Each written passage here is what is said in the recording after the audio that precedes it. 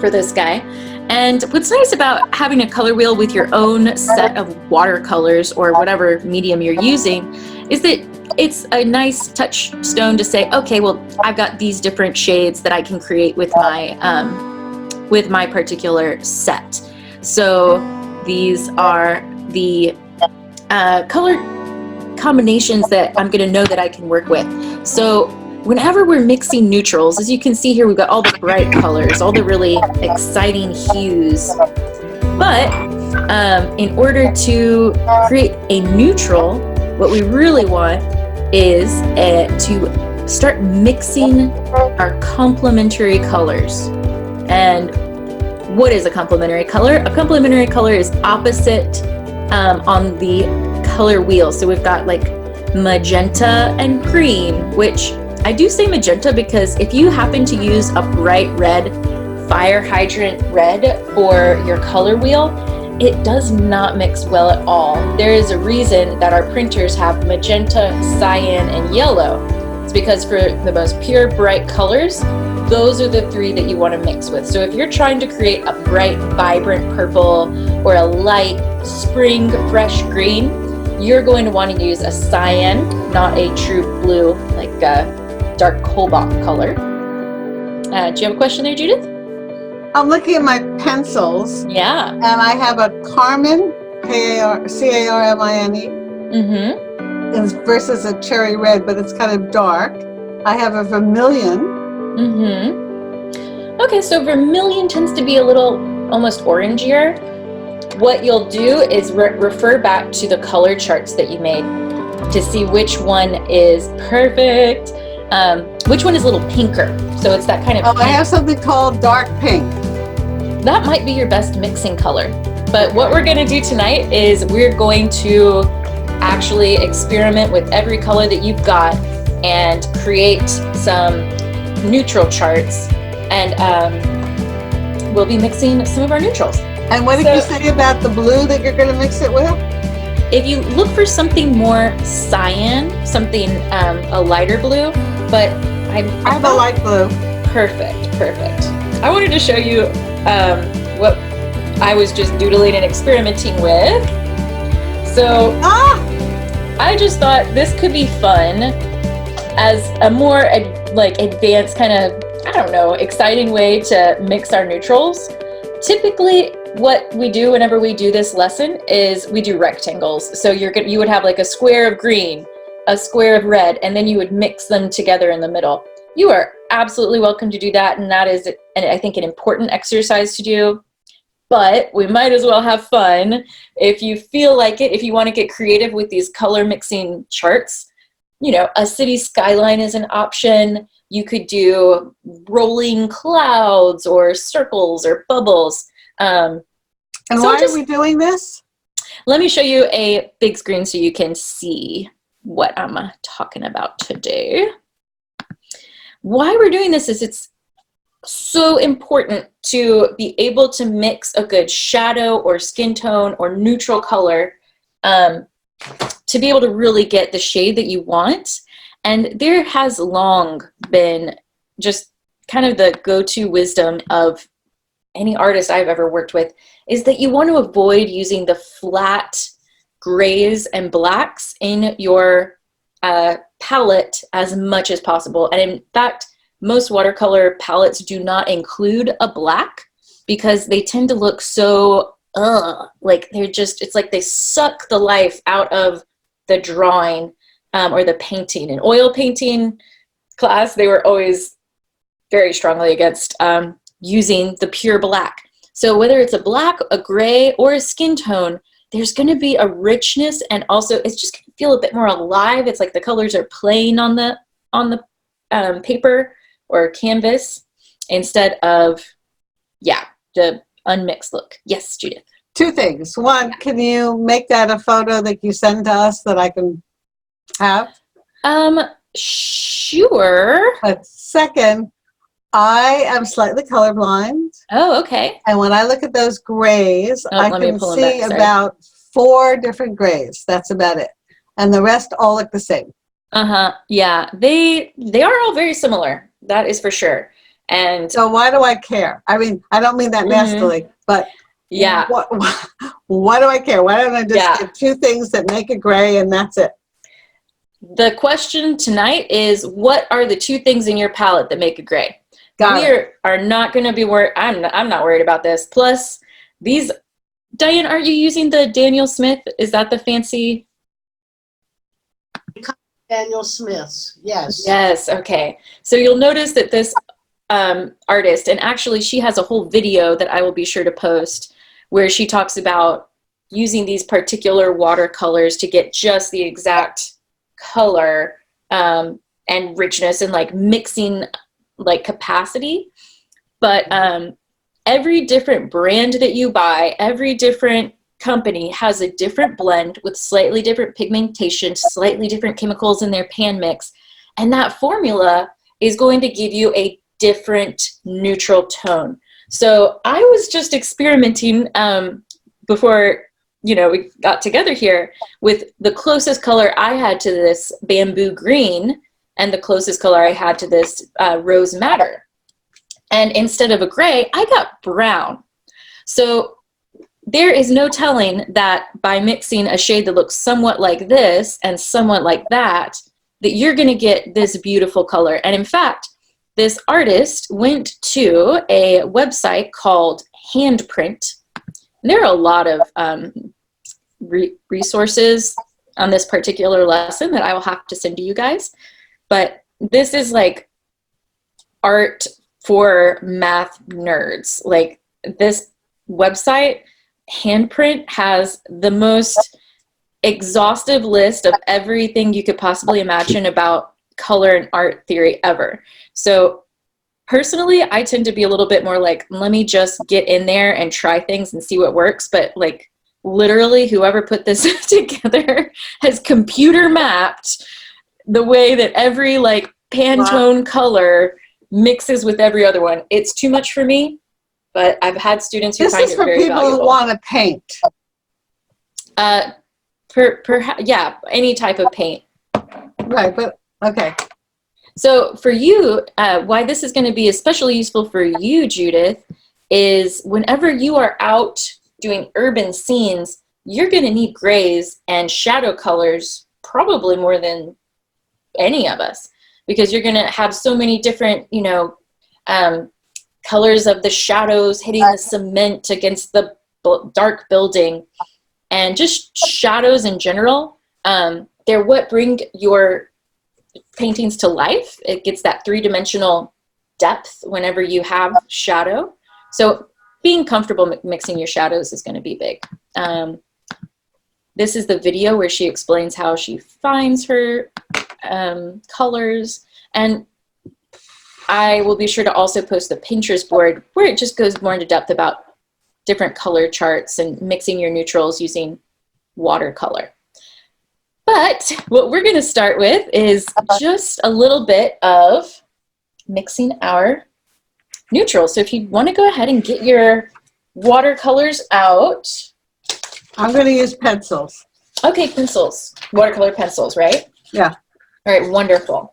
So be sure when you use your watercolor pencils that you start with the pencil and you blend them using layers one on top of the other, and at the end you add your water. I don't know what you just said. Okay, so start just by drawing with no water. And right, so but when you say that, if I was going to do, let's say, the dark pink and the light blue, I do dark pink, light blue, and in the center I overlap them. Exactly. Okay. Okay. And then with the ink tints, same thing, right? Is it fuchsia? Should I go with so, great question. I'm going to start with the neutral, with the complementary pair of a green and a pink. So if you have that, if you have several, I would try and set aside maybe 2 or 3 light or medium greens and 2 or 3 of your pinks. Now, honestly, this is why I like having as few colors as possible in my palette, because the mixes are infinite. What we'll do tonight is we're going to be mixing the 3 complementary pairs. So red, green, purple, yellow, and blue, orange. Some of these are going to give us beautiful skin tones and browns. Some of these are going to give us great shadow colors and grays. But the most important thing in the end is that you feel confident that you know which of your particular colors in your palette you can reach out and be your go-to shadow colors. Red, green, purple, orange, and what? Red and green is a pair. Yeah. Purple and yellow is a pair. Okay. And blue and orange is a pair. So what happened to the dark pink and the light blue we were talking about? I don't, we were talking about green and blue. Well, I'm sorry, you said green and pink. you said I should use pink and green, right? That's what I'm going to start out with. So that is the complementary green, and we say red, but really I'm going to use a pink. So if we're looking on the big screen, it's kind of this second from the bottom one here is the colors I'm going to aim for. I'm checking my color chart to see which of my colors in my color palette will make an interesting pair. And something that I probably don't want to have happen is I have a pen that bleeds. Oh well, I'll just use a pencil. All right. And I'm going to come up with some random wonky shapes to do my color mixing in, just to make my sketchbook a little more interesting. So I'm going to try with pink, a different shade of pink than I just used, but another pink.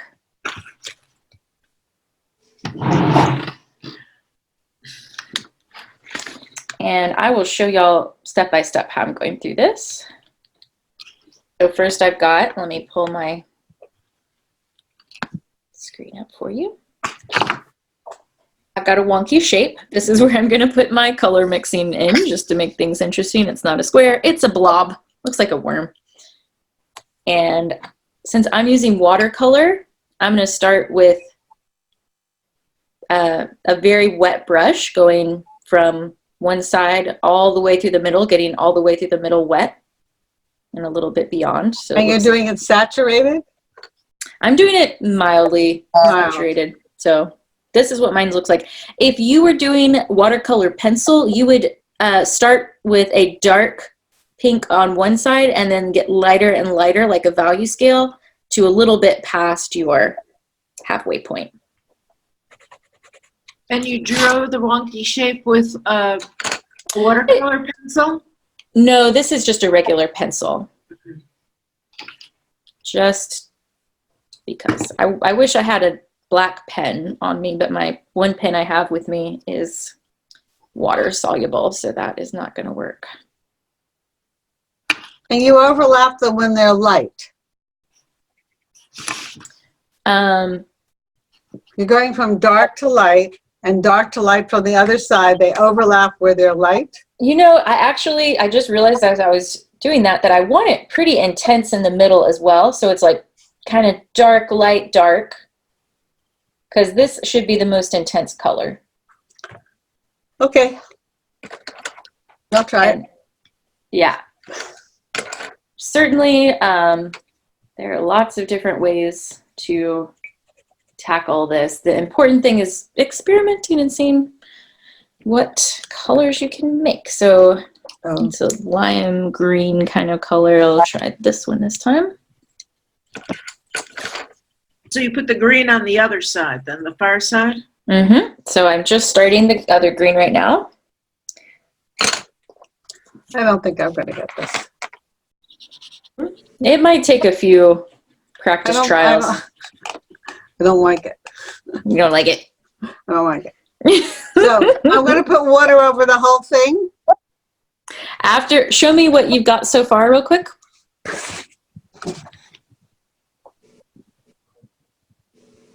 So in the middle, where they're meeting, completely cover them to make like a one color where the two are equally layered over each other. Okay. Mm-hmm. And so I'm getting a kind of brown shade from mine. I was hoping to get some pretty grays. It sounds like not an exciting thing to do until you realize how difficult it is to get a good gray. Yes. And then when you finally find that perfect gray, it's like, oh, the class open. Then you forget it. That's the bad news. No, yeah, that's why we're definitely going to want to label it. It's And then I water it. yes, then I want to see if I'm in the right direction, because otherwise I'm going to stop. please show me. Great. Those look really nice, and like you took each color and totally covered them each other in the middle. Right. Yeah, that should do it. So now I water the center. Yes. Well, you water, I would start in the center and brush off to the left and brush off to the right so you get a nice kind of value scale going away from it. But And I'm not even getting gray at all. I'm just getting pink, are you getting a brown? pink and green. Okay, so what you're going to need to do is, and this is with the pencils, Ink tints. the ink tints. So what you're What's going to that? need to do, it's a lot like the watercolor pencils, is you're going to need to make a square where the green and the red are completely on top of each other, like blended, almost like a square where you can't tell if it's green or it's red. It's equally both on top of each other. So right now they're just next to each other. They need to be layered over each other. Okay, I did green on one side and pink on the other, and then I dragged them towards each other with water. Mm-hmm. But instead, I'm going to do green and red on top of each other and then drag them out. Perfect. And Okay. the reason it's probably not Doesn't doing work. much, let's see. Doesn't work. It's something. Let's see. It's an interesting kind of gray blue. Are you finding that? And if it's not working, this is where, Judith, you got to start thinking almost like a scientist. So is one of the pigments significantly stronger than the other, so it's overpowering the mix? Yeah. In that case, what you'll have to do is use much less of the more vibrant one to try and get an equal amount. I'm going to try a different green. Yeah. So that's probably a Viridian. Just to give you an idea of kind of what I'm going for with this, let me mix this color up a little bit more. So the same thing's happening with my red-green combination. The red is much stronger than the green. So I'm adding more green and less red. And what it's looking like It's brown. is brown. So But I had to change my formula. So instead of equal amounts, I added more green here. Is that what we're trying to find is brown? I thought we were trying to find gray. We're trying to find gray, but I didn't find it. I found brown. Oh, okay. yeah, I'm just getting brown also. What's that, Judith? Or, I'm sorry, not Judith. Diane? Sometimes you find silver when you're looking for gold. Yes. Well, and I tell you, I'm always desperately questing for like the best.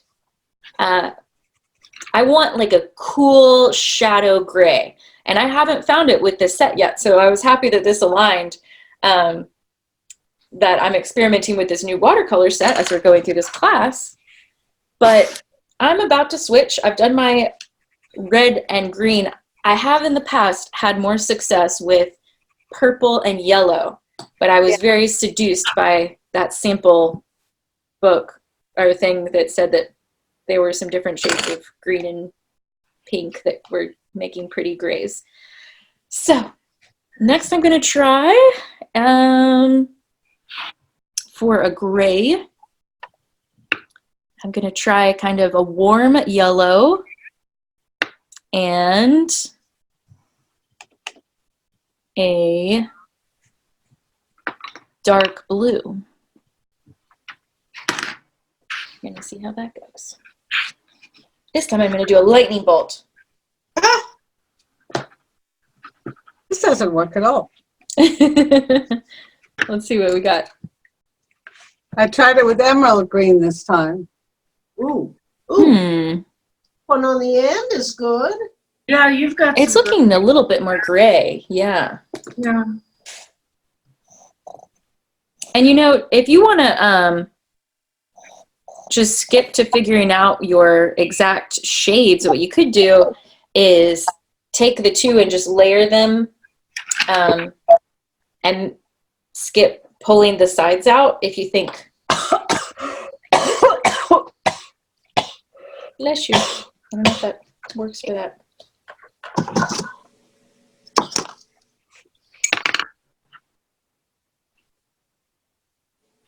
Ooh. Is that a good ooh?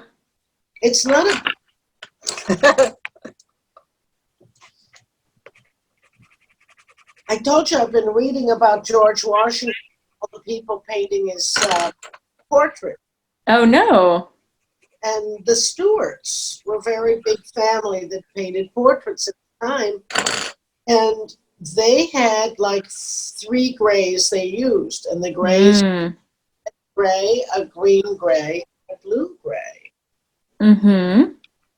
So what I am seeing at the top is I'm seeing the blue and the blue and the green gray. Not bad, look. Oh, these are nice. I'm so jealous of your Daniel Smith. So These are these aren't. old stuff in the bin. Those are beautiful, but I don't see either gray or brown. Look in the middle. Hold it up straight. Hold it up straight. It's a little drippy. In the top, I definitely see a cool gray. Yep. That's a really nice one. That's the kind of gray I'm looking for. And definitely the second one is kind of, but the last one, there's like a little sheen in the second one. The last one's kind of is that more of a beigey brown, or do you think that's a warm gray?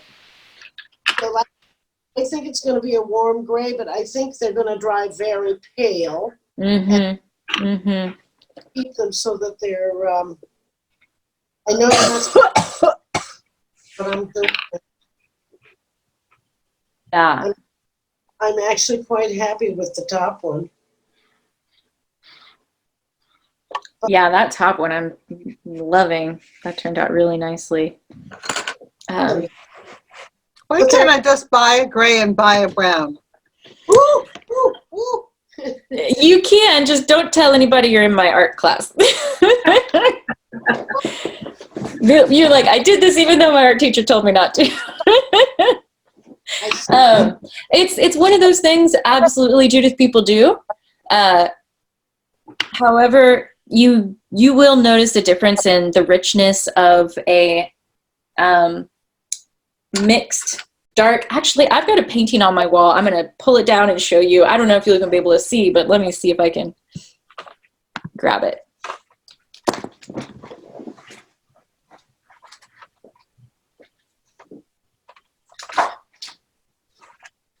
Hi, Diane. I have a little. Can't hear you. I say I'm going to send you a little adventure in the mail. Okay. Ooh. All right, let me pull up the spotlight. Oh, here. that's beautiful. So first impression, Yes. dark shadow, some shadows, and then like a darker, of course we all know this church. Now, if you really look close at this, and this is by, oh my gosh, what is her name? She's a master oil and watercolorist. I'll have to remember her name later. I'm so bad. But if you look really carefully at what she's done, what makes her a true master is like these shadow colors, for example. First glance, yeah, there's just like a gray. But when you look really carefully, I believe she was using an ultramarine mixed with a alizarin crimson, if I have that mix right. And so even though your first glance is, yes, like it's gray. It's kind of got that almost Syrah look, but in the watercolor richness. So, it's got tones of warmth over here and just like a splash of blue over here. In this particular class, which I was her student, she also showed the importance of being very sparing in your brush strokes with watercolor. In the past, what I would do is I would go on with a little brush, and I would say, do, do, do, do, do, do, do, do, do, like, I'm just going to paint it, no big deal. And what she showed me was, get yourself a big, wide, flat brush so you can do that same thing in 3 marks, and you have these powerful washes that make an impact on the viewer. Like, it was an amazing class. But she is a master because of these subtleties. In the end, it's a very sparing approach. She's not building up tons of layers of meticulous detail, but with the few very meaningful brushstrokes that she does lay down, she's able to get tons of richness in the shadow colors, and just a really powerful, beautiful, quickly painted little view of our beloved San Miguel de Allende. So this is the type of style, I suppose, that I'm definitely speaking to whenever I'm like, oh, find your shadow shades. I just fall in love with this. So this is the school that I'm coming from, and what is possible with your shadow colors. And another thing that she would do is she would start with like these light, warm pinks for the parroquia, and then she would find just a light, transparent wash to go over it to create the dark shadows in some areas and leave the others their original color. So if you're doing, go ahead. That's a watercolor? This is a watercolor.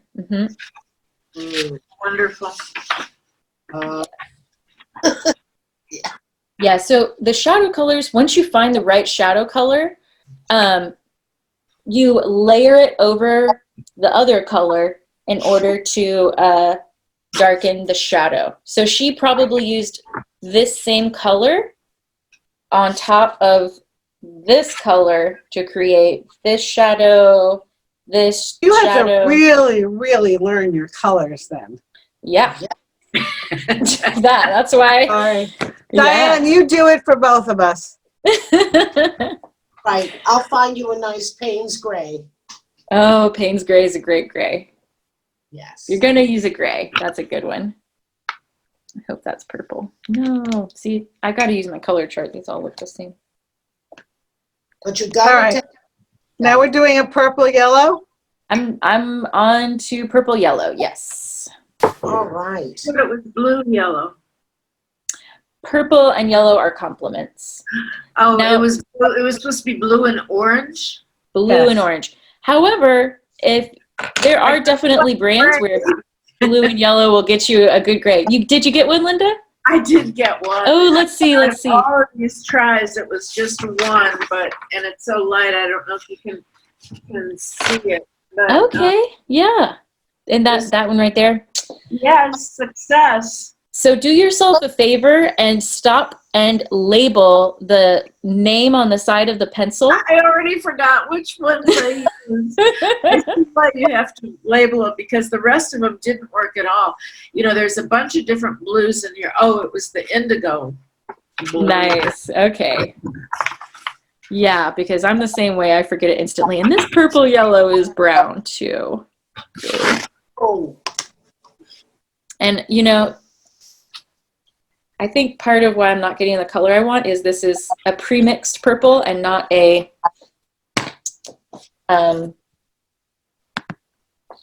purple that I mixed myself. Oh, just to show you this awful color. Maybe it'll be useful for something, but it's kind of just The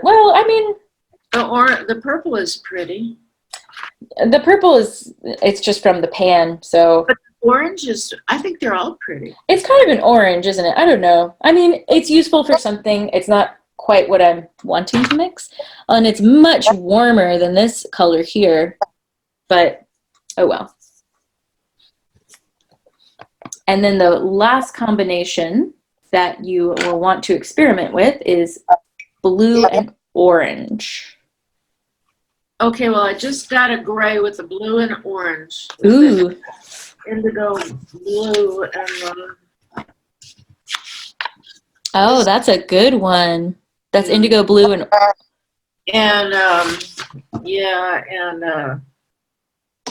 tangerine. tangerine. Be sure you write it down. Yeah. Ew. You know, this dries so differently. Orange. Okay, so blue and orange. I'm going to try this like light peachy orange color. It's not exactly really an orange, but that's kind of gray.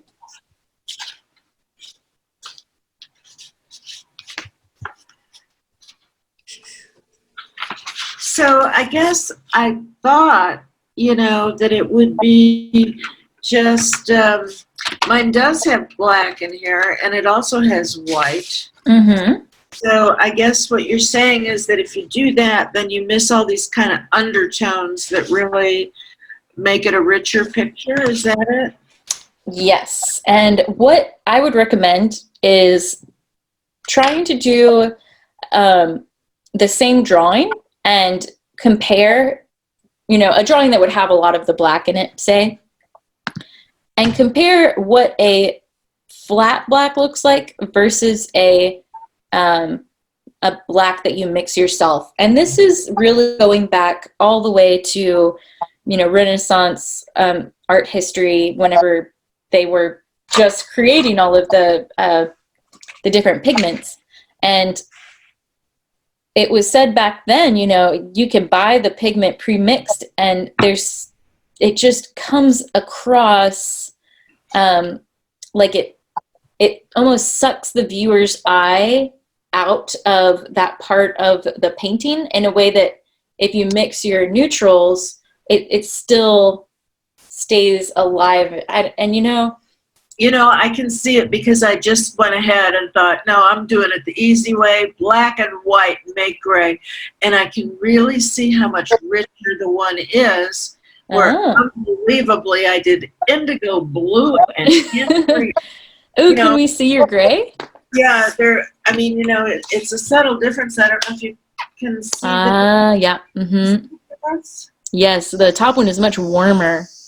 Yes, yes, but yet you would never guess that it's indigo blue and tangerine. Mm-hmm. I mean, to me, it reads as gray, but it's a warmer gray. Mm-hmm. It's just this like flat color gray. Yeah.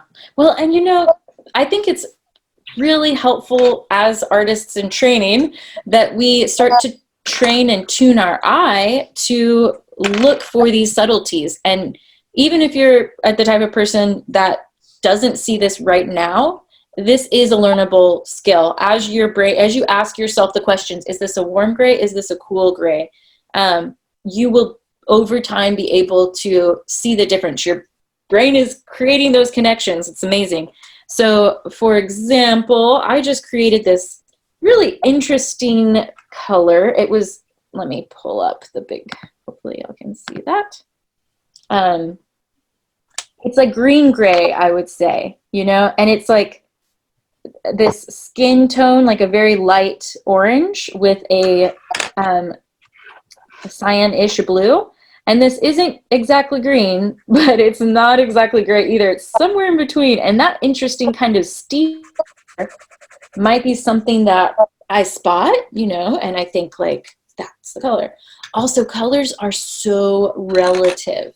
What appears to be a strange, ugly color on its own or next to two, bright primaries or primary, secondary complement pairs might be just the perfect color that in context with other things around it becomes a soft, beautiful, gauzy green, like shadow.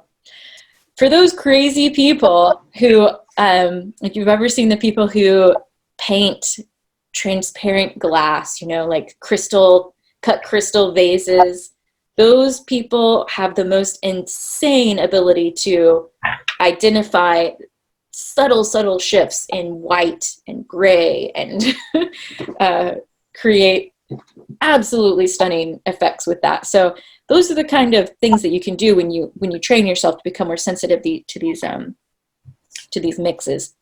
But it's just like Judith said in the beginning, like, you've got to really get good at color. You got to take the time to experiment, to find ways that you personally like to experiment with color. Any other aha moments happening out there? Or I have some other resources I can show you.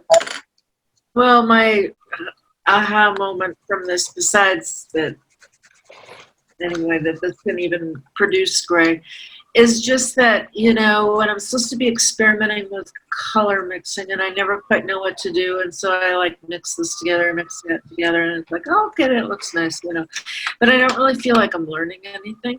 And so then going at it like with this goal in mind of seeing if I can come up with this, that, or the other, and in route coming up with all these things that I wasn't trying to get the gray, but I'm concentrating in a different way somehow. So I feel like even with my blooms, you know, the ones that didn't turn out gray, I felt like I was really learning something. Fantastic. Yes. And that's what I love about experimenting with these color charts and combinations. It's like, if you catalog it, if you label the colors you were using, even if it's not what you were going for, you're learning something that could be helpful down the road. And honestly, that is how so much of my art learning journey has been. I can remember growing up, you know, trying to draw like anything, I don't know, an orange, and I'm trying to do the texture on the orange and it looks awful.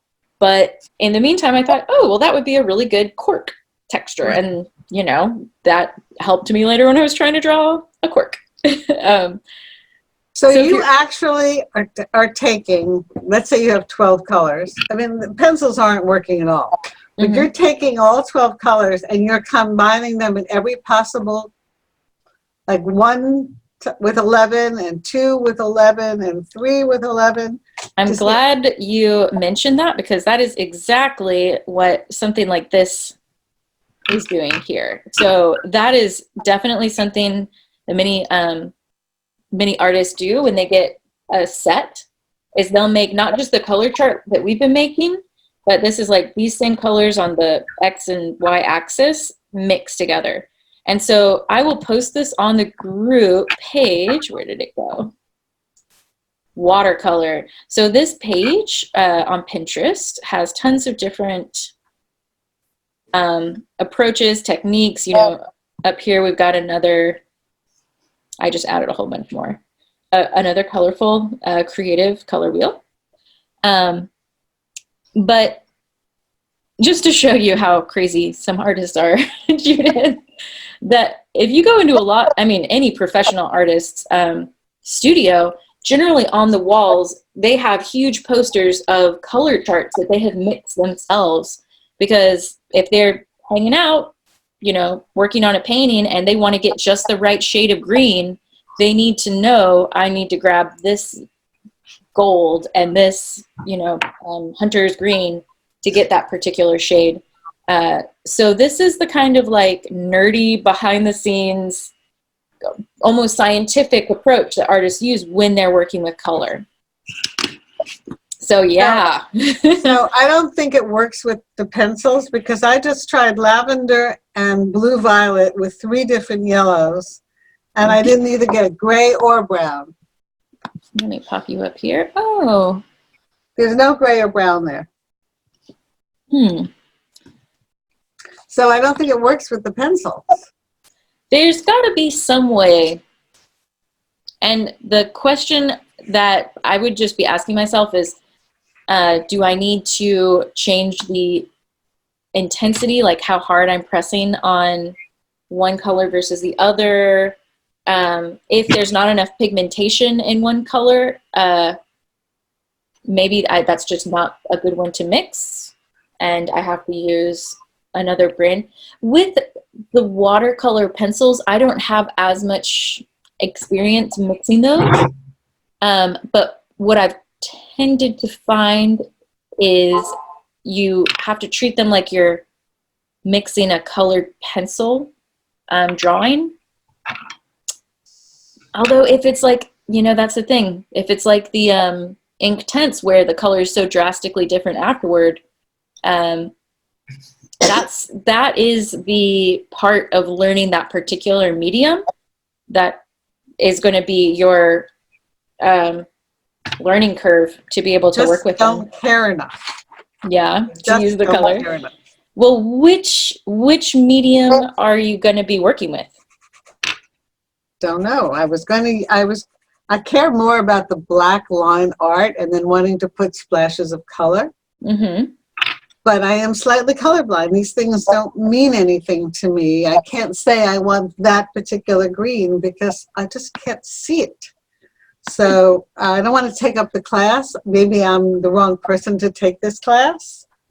Well, I mean, obviously you have an appreciation for color, and, you know, when you look at art, like at museums, are there certain paintings that particularly Yes. other people? Yeah. Mm-hmm. I'm sorry. I don't mean to be a curmudgeon. No. Well, my I hope mean, I is look that at the work that you do and that Diane does in color, and I'm like awe-stricken. But it's not something I'm ever going to get to. So I want to do something that I find that works for me. mm-hmm. And so far, doing the black line art and putting splashes of color, but even like the green of trees, you know, I can't. I just. Yeah. I'm not there. Well, and the thing about the green of trees is, I mean, if I'm doing a green tree, the difference is enormous between using a flat, you know, just picking the color straight from the palette and using that green versus mixing and layering two colors together. And that would be the biggest takeaway that I hope you can use and actually enjoy and bring some life and fun to your drawings is, instead of only ever going with one, that this blending, whether it's mixing complementaries, even if you don't enjoy the color charts, that any time that you're blending two colors together, it's gonna be better, even if it's a light green and a darker green. I love doing the color charts. I had a lot of fun doing these. Cool. But translating them to actually using the color is the challenge. I think what will help is if we just continue using these instead of maybe only in charts or in these like mixing complements into things you're actually, you know, like your black line drawings. So it's not abstract, so that it's something that you're actually like care about, like you said. And there's like a website. Do you happen to know, have you taken a quiz or something? Do you know what kind of color blindness that you have? No. I mean, I'm not like red-green blind. I just can't see subtleties. It's not one color. It's any color. When I painted my walls gray, they put 4 grays up on the wall as a test. And I could see that one was very light and one was very dark. But if you asked me what was in the between, they all looked alike. Interesting. Yeah, there is a, I'll just share my screen I real think quick. this is what I'll end up doing. I'll end up taking, with the pencils, I'll end up taking the gray pencil. And if I want to have a little blue in the gray, like in a dark background, I'll put the blue over the gray because I just tried that. And I think that's what you wanted us to go for. Yeah, great. Yeah, that looks much better. But I had to use a gray pencil. I couldn't find A way to actually mix it.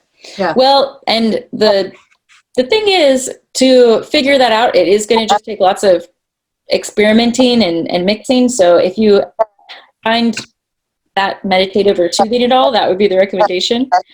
I did want to show off this website. It's called coolors.co with all O's, so COOLORS.co. And it's amazing for finding any color combination ever. To change the colors, you just push the space bar and it will give you a totally different palette. But okay, so here we have a light blue to dark blue to blue-green to bright green.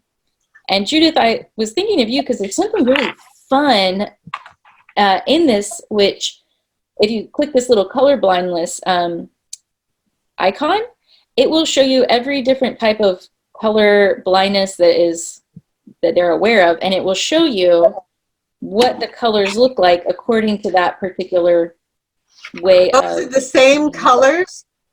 That's the same 5 colors? Seeing different color blindness. Yeah. So if you had, so this is the normal color. So I'm seeing light blue, dark blue, light green. If I had protanopia, it would all look purple, which is amazing. But I wouldn't know it. So you're not seeing it different when I click? No, I am, but I'm saying. Oh, right. Yeah, you wouldn't know what the first original color is. Right, exactly. Yeah, yeah.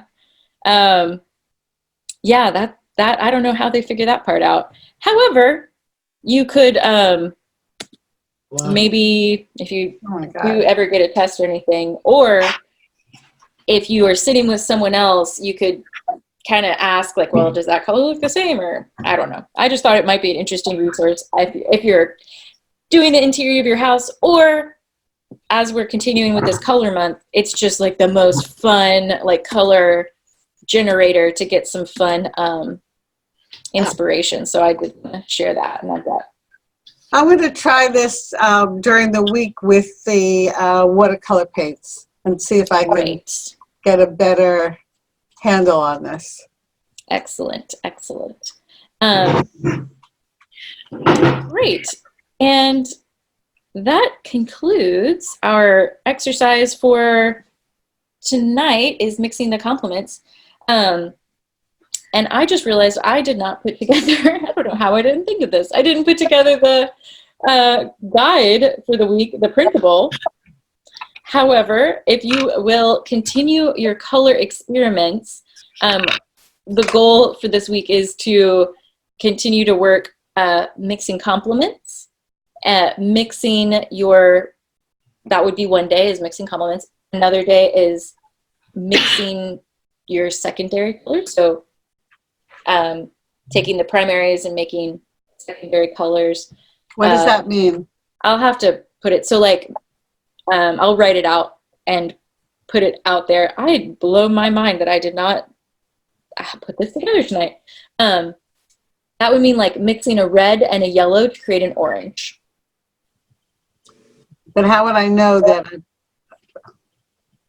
Which one is which? So your 3 primary colors. That's a very important point. Thank you. 3 primary colors are red, blue, and yellow.